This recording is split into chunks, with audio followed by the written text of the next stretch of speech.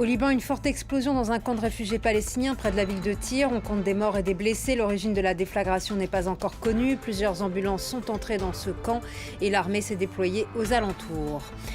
En Inde, les fermiers en colère lèvent leur camp après un an de manifestation, une révolte paysanne qui a secoué tout le pays. La loi du gouvernement de Narendra Modi visait à libéraliser l'agriculture et à l'ouvrir aux entreprises privées. Le Premier ministre a fini par reculer en abrogeant ses réformes agraires.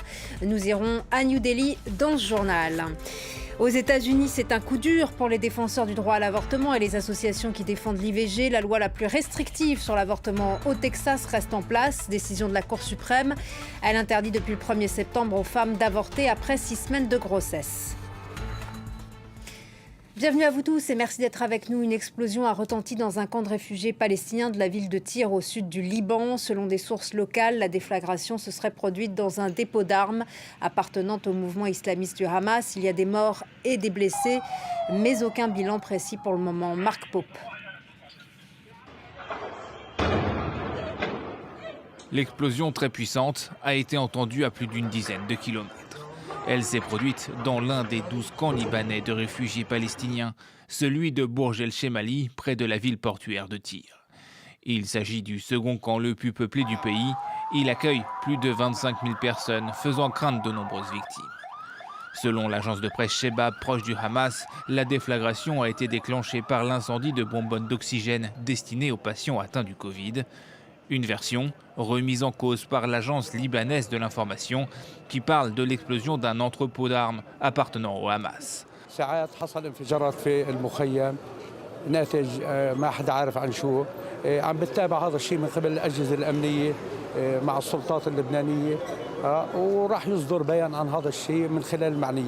Ce camp, comme les autres, est en effet considéré comme une exclave autonome où les autorités libanaises ne peuvent intervenir. Le Hamas y aurait pignon sur rue. Selon des sources locales, l'incendie a été maîtrisé et toute la zone a été évacuée. La réunion des ministres des Affaires étrangères du G7 à Liverpool, ils veulent afficher un front uni, notamment face à la Russie. Leurs manœuvres militaires à la frontière ukrainienne les inquiètent. Depuis des semaines, l'OTAN, les États-Unis et les Européens accusent Moscou de vouloir envahir l'Ukraine. Information démentie par le Kremlin. 104 bateaux français encore interdits de pêche en zone britannique faute de licence. La France et l'Europe avaient fixé un ultimatum hier à Londres, demande rejetée par le Royaume-Uni. Le secrétaire d'État français aux Affaires européennes, Clément Beaune, attend un geste de bonne volonté des Britanniques ce week-end. La correspondance à Bruxelles d'Alix Le Bourdon. Du côté de la Commission européenne, la volonté affichée hier, c'était de poursuivre le dialogue avec Londres. D'ailleurs, un porte-parole de la Commission européenne a affirmé hier que les discussions se poursuivaient 7 jours sur 7, 24 heures sur 24. Et hier soir encore, il y avait des réunions en cours entre le commissaire européen aux affaires maritimes et le secrétaire d'État britannique. Cette date butoir d'hier, finalement, c'est plutôt la France qui l'avait posée. La France qui menace d'aller au contentieux avec Londres, mais la Commission européenne rappelle que 90% des licences britanniques ont été accordées. En fait, ce conflit, il porte finalement que sur une centaine de licences, dont la moitié dépendent des autorités de Jersey. Et Londres et Paris s'affrontent sur les justificatifs à fournir par les pêcheurs pour obtenir ces licences de pêche britanniques. D'après l'accord passé il y a 11 mois, les pêcheurs européens peuvent continuer à travailler dans les eaux britanniques s'ils sont en mesure de justifier qu'ils pêchaient avant le Brexit dans ces eaux britanniques. Mais les Britanniques ont ajouté des conditions qui n'apparaissaient pas dans l'accord, notamment une preuve par le biais de la géolocalisation. Mais ça, c'est très difficile à fournir, notamment pour les plus petits bateaux. Le contrat franco-grec sur la vente de 3 frégates françaises est signé après une possible concurrence des États-Unis. Annonce du ministère des Armées. La France vend 3 frégates à la marine grecque. Un accord économique signé 3 mois après l'affront de l'échec de la vente des sous-marins français à l'Australie. Cet affront avait provoqué une crise sans précédent entre Paris et Washington. La politique en France et la campagne pour l'élection présidentielle. À droite, la candidate Valérie Pécresse devant les cadres des Républicains avant de prononcer un discours cet après-midi à la Mutualité. Pas de grand meeting, mais un discours après son investiture par les militants LR. Le parti et les Républicains jouent la carte de la responsabilité face au virus. Yannick Jadot, lui, se trouve dans l'Aisne. Il va organiser un forum des citoyens pour être au plus proche des électeurs. Une rencontre pour donner de l'importance à la parole citoyenne. Après les Gilets jaunes et la Convention citoyenne indienne pour le climat. L'écologiste a rejeté la proposition d'une primaire par la candidate socialiste Anne Hidalgo. Direction l'Inde, des milliers d'agriculteurs démontent leur village de tentes à la périphérie de New Delhi. Ils vont enfin pouvoir rentrer chez eux après une année de manifestations contre la politique agraire du gouvernement. Le Premier ministre nationaliste Narendra Modi est revenu dans une volte-face spectaculaire sur les réformes agraires qui permettaient aux entreprises privées de mettre la main sur le secteur agricole. Les paysans redoutent d'être à la merci des géants agroalimentaires. On retrouve Thomas Denis, notre correspondant à New Delhi. Est-ce la fin de la crise des campagnes qui a duré plus d'1 an? Alors oui, c'est la fin d'un siège qui a duré plus d'1 an, et c'est vraiment en chantant la victoire que les fermiers quittent aujourd'hui leur camp de lutte, leur village de lutte aux portes de la capitale indienne New Delhi.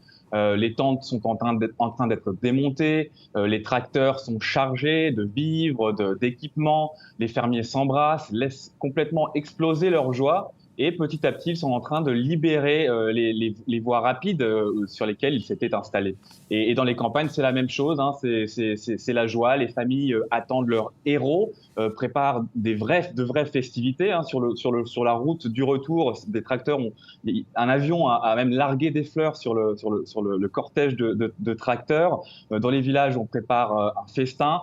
Et on veut vraiment avoir une vraie fête pour ne pas oublier ce moment d'immense soulagement. Car les fermiers n'auront pas à passer un hiver de plus dans des conditions difficiles, dans un lieu, comme vous l'avez dit, où tout était un peu prévu pour durer. Hein. Il y avait des endroits, des tentes, des endroits pour faire sa lessive, des stands pour discuter, un hôpital, des hôpitaux de fortune. Et donc tout ça, eh bien, c'est replié. Les fermiers plient bagages et ils n'auront pas à combattre jusqu'à la mort comme ils l'avaient plus ou moins promis. Sur le plan politique, les négociations se poursuivent. Qu'ont obtenu ces agriculteurs qui vivent de leurs champs? Comme vous l'avez dit, les manifestants ont obtenu l'abandon de 3 lois agricoles qui auraient, selon eux, donné un avantage monstre aux géants de l'agroalimentaire. Et ça aurait jeté ces fermiers, principalement les petits fermiers qui constituent la majorité en fait, des agriculteurs en Inde, à leur merci. Et donc cette grande libéralisation du secteur rêvée par le gouvernement, ça ne se décidera pas à l'avenir sans de vraies discussions, un consensus avec les agriculteurs indiens. Le gouvernement a déjà promis, par exemple, de créer un comité pour décider d'un prix d'achat minimum de certaines récoltes. Mais en revanche, si les fermiers ne partent que maintenant, c'est vraiment qu'ils n'ont pas confiance encore. Ils ne font pas confiance à ce gouvernement parce que le gouvernement les a maltraités, les lois ont été votées sans accord, le dialogue pendant des mois était dans l'impasse, le gouvernement s'est montré inflexible, à comparer les manifestants à des terroristes. Et donc, ce qui se négocie en ce moment, et c'est pour ça que les leaders vont rester quelques jours de plus sur place, eh bien, c'est l'abandon, par exemple, des poursuites judiciaires contre certains fermiers, contre certains manifestants, mais c'est aussi la compensation des familles de ceux qui sont morts dans cette lutte. Et c'est une compensation qui est un peu compliquée parce qu'il faut établir une liste de morts. Et il y a eu des morts liées à des maladies dans des conditions difficiles, comme je l'ai dit. Il y a eu des affrontements avec la police et il y a un désaccord. Le gouvernement dit qu'il n'a pas ces données, il n'a pas d'informations, il ne sait pas combien de personnes sont mortes, comment.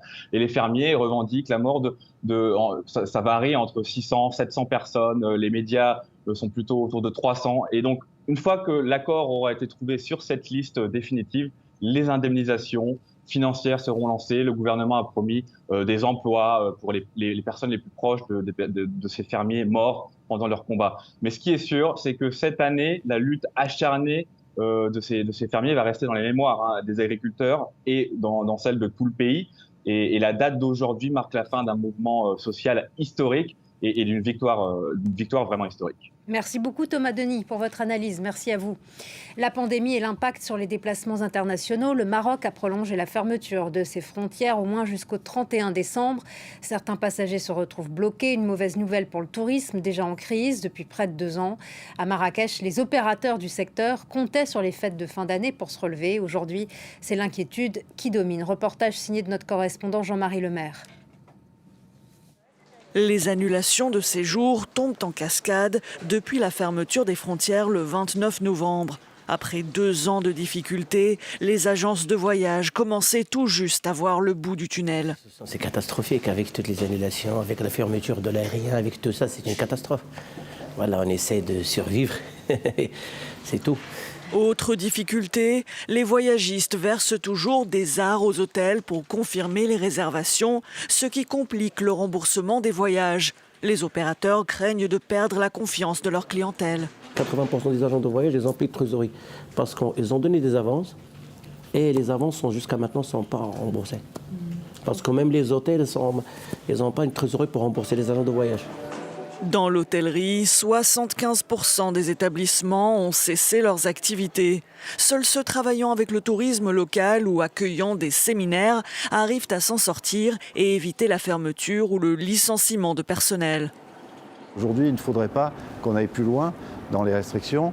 Un couvre-feu serait catastrophique, la fermeture des routes également, enfin, tout ce qui pourrait encore, qu'on a connu par le passé, qui nous enlèverait le peu de clients qui nous restent, c'est-à-dire le marché local, le marché domestique. Marrakech ne vit que par et pour le tourisme, à l'image de la mythique place Jam El Fna, habituellement en effervescence en cette période de fin d'année. À Jam El Fna, il n'y a pas de tourisme, il n'y a rien. Il n'y a que les locaux de Marrakech qui circulent en ce moment sur la place. Tous les acteurs qui font la réputation de la place sont touchés par la crise. Les chevaux, c'est notre revenu. Si on n'a pas ce revenu, on n'aura rien à manger, ni nous, ni les chevaux. L'activité est en arrêt total, il n'y a rien. Le prolongement de la fermeture des frontières risque d'être fatal pour le secteur. Ça fait 2 ans qu'on tient le coup et si on refait la fermeture au départ, ça va être catastrophe pour nous. Il y aura plusieurs restaurants qui vont fermer, les hôtels aussi, les sociétés de transport qui vont déclarer faillite. Seul espoir pour une reprise de l'activité économique, l'annonce d'une réouverture prochaine des frontières du royaume. Aux États-Unis, les tornades ont dévasté une partie du centre-est et du sud du pays. Selon le gouverneur du Kentucky, on compte au moins 50 morts. Et ce bilan dramatique pourrait s'alourdir dans les prochaines heures. Dans l'Illinois, de nombreuses personnes sont toujours bloquées sous les décombres. On écoute le gouverneur du Kentucky. Je crains qu'il y ait plus de 50 morts dans le Kentucky. La confirmation concernant l'identité de chaque victime est en train d'arriver, mais nous allons probablement perdre entre 70 et 100 personnes. Et c'est dévastateur. Ces cartes montrent les 4 tornades, la plus longue étant d'une longueur de 365 km. Loi texane très restrictive sur l'avortement reste en vigueur. Décision de la Cour suprême qui rejette les recours du gouvernement Biden. L'administration américaine demandait sa suspension. Le président Joe Biden s'est dit très inquiet de laisser la loi du Texas en place. Ethan Hadji nous raconte la suite. L'arbitrage tant attendu de la Cour suprême n'a finalement pas eu lieu. Les 9 juges, en majorité conservateurs, ont refusé de suspendre la loi texane sur l'avortement. Ils se contentent d'autoriser les médecins pratiquant l'IVG à recourir aux tribunaux fédéraux pour faire valoir le droit de leurs patientes à avorter. Une procédure judiciaire peu susceptible d'aboutir en pleine grossesse. La décision des sages suscite l'indignation chez les organisations féministes et au sein même de l'administration Biden. Le droit d'une femme à prendre des décisions au sujet de son propre corps n'est pas négociable. Nous allons donc continuer à nous battre pour le droit constitutionnel de toutes les femmes à disposer de leur corps.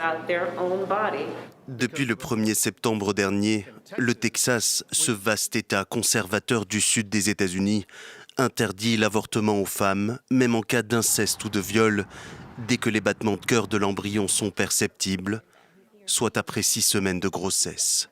Or, dans presque 90% des cas, les IVG concernent les grossesses parvenues au-delà de ce délai. Chez les anti-avortements, on salue la décision de la Cour suprême. Nous nous félicitons que la loi du Texas sur les battements de cœur reste en vigueur et sauve les vies de bébés non nés. Saisie une première fois, la Cour suprême avait refusé de bloquer l'entrée en vigueur de la loi, poussant l'administration Biden à la saisir de nouveau le 18 octobre dernier. Une bataille judiciaire à l'œuvre dans d'autres États comme le Mississippi, alors que le droit à l'IVG est pourtant garanti depuis 1973 par l'arrêt Roe v. Wade, tant que le fœtus n'est pas viable vers 22 semaines de grossesse. Fin de ce journal, merci à vous tous de votre attention.